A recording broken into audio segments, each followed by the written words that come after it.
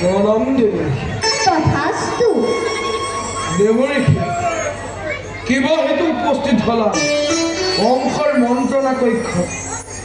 কংস, তুমি বাৰু পাহৰি গৈছা নেকি? তুমি তোমাৰ কৰ্তব্য নিজৰ। তুমি দুৰ্বল যেন হয় অনুভৱ। দেৱঋষি উপহাস কিয় কৰে? এই কংস কদাপিতো দুৰ্বল নহয়। তেনেহ'লে বাৰে বাৰে একেটা ভুলকে তুমি কিয় কৰি আছা? একেটা ভুল? দেৱঋষি এই হঠাতে সংবাদ পালো মহামহন্ত বসুদেৱে কোলা শিখিলৈ ৰাজকাৰণৰ পৰা উলটি গ'ল। এই কথা বাৰু সঁচা নেকি ৰাজন? হয় দেৱঋষি। নাৰায়ণ নাৰায়ণ, বৰপুখুৰী সেই সন্তানক তুমি কিন্তু মহা ভুল কৰিলা ৰাজন, মহা ভুল কৰিলা। কিন্তু দেৱঋষি দৈব্য মানে কৈছে দৈব্যকী গৰ্ভজাত অষ্টম সন্তানহে প্ৰণৱৰী মোৰ। তেনেহ'লে প্ৰথম সন্তানৰ মোৰ কি প্ৰয়োজন? ভাবিছিলো বুধৰাজ ৰাজনীতি আৰু কূটনীতিত মহাবুদ্ধিমান, কিন্তু কিন্তু কিন্তু মহাজৰচোন একোৱেই নাই। দেৱঋষি মই একো বুজিব পৰা নাই দেৱঋষি। মোক বুজাই কওক। বুজা নাই? নাই বুজা দেৱঋষি। বুজা নাই? নাই বুজা। এই ফুলবাহীলৈ মন কৰা। এই বাহী অষ্টদল পদ্ম।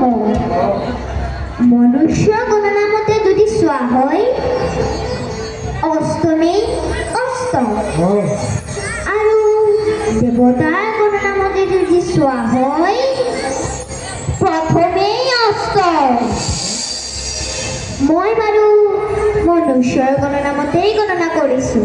দেৱঋষি এয়া চোৱা, এয়া প্ৰথম, এয়া দ্বিতীয়, এয়া তৃতীয়, এয়া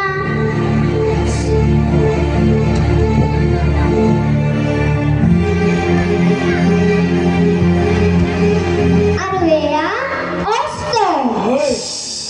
আৰু দেৱতাৰ গণনা মতে যদি চোৱা হয় এয়া চোৱা, এয়া অষ্টম, এয়া সপ্তম, এয়া ষষ্ঠ, এয়া পঞ্চম, এয়া চতুৰ্থ, এয়া তৃতীয়, আৰু এয়া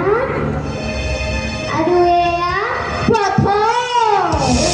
মানে প্ৰথমেই অষ্টম, অষ্টমেই প্ৰথম, মানে প্ৰথমেই অষ্টম, অষ্টমেই প্ৰথম। প্ৰথমে অষ্টম, অষ্টমী প্ৰথম, প্ৰথমে অষ্টম, অষ্টমী প্ৰথম, প্ৰথমে অষ্টম, অষ্টমী প্ৰথম। দেৱঋষি এতিয়াহে বুজিছোঁ আপুনি মোৰ পৰম শুভাকাংক্ষী। দেৱঋষি মোক ইয়াৰ এটা উপায় দিছ। উপায় লাগে? দেৱঋষি উপায় লাগে। ইয়াৰ উপায়? দেৱঋষি ইয়াৰ উপায়?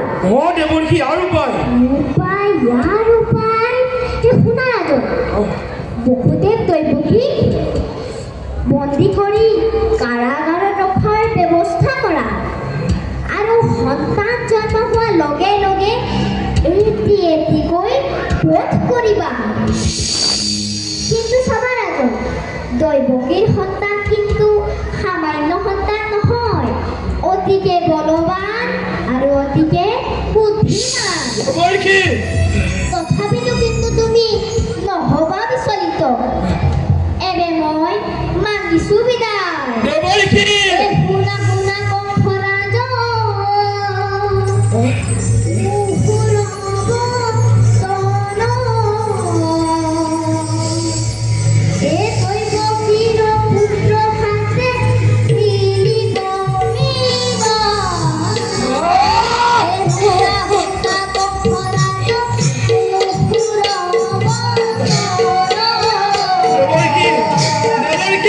এই